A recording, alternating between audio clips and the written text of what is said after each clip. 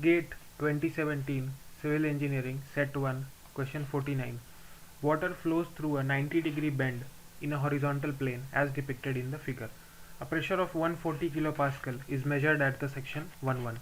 The inlet diameter marked at section 11 is 27 by root pi centimeter, while the nozzle diameter marked at section 22 is 14 by root pi centimeter. Assuming that acceleration due to gravity is 10, weight of both the bent pipe segment as well as water are negligible, and friction across the bend has been assumed to be negligible. The magnitude of the force that would be required to hold the pipe section is. The answer needs to be found in kilonewton and rounded off to 2 decimal places. The relevant NPTEL reference has been listed. If we are given a pipe in which flow is happening and the pressure at the nozzle section is P1 and the area of the nozzle is A1, so the force that is exerted due to the flow is F1, which will be equal to the product of the pressure and the area. So a equal amount of reaction force is exerted on the pipe in the reverse direction. This should be balanced with a resistance force so that the pipe remains stationary. So the resistance force should be equal to the pressure of the nozzle into the area.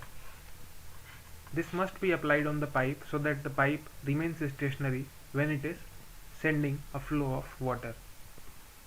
In this case we are given 90-degree bend section, so the pressure is P1 at the inlet and P2 at the outlet.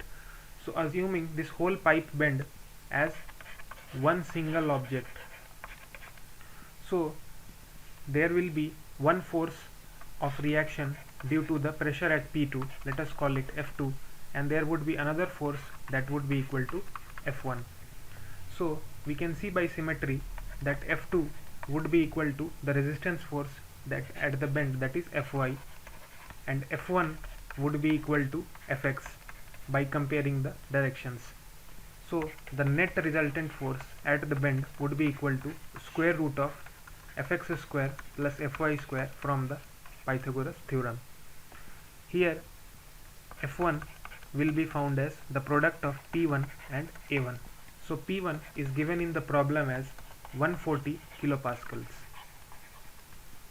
So substituting the values, we would get 140 into A1.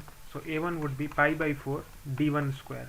So the diameter at the first section is given as 27 by root pi centimeter. So it would be 27 square by pi, and this value would be in square centimeter, so we need to convert it to meters. So we will operate it with 10 to the power minus 4. So the value would come out to be 140 into 182.25 into 10 to the power minus 4. This would be 2.55 kilonewtons, that is the force F1. Secondly, we will find the F2 force, that would be the pressure at the nozzle, that is P2 and A2. So A2 is given as the diameter of the nozzle, that would be 14 by root pi centimeter. So substituting the value, the pressure at P2 is atmospheric, so that would be 100 kilopascal, which is the standard atmospheric pressure.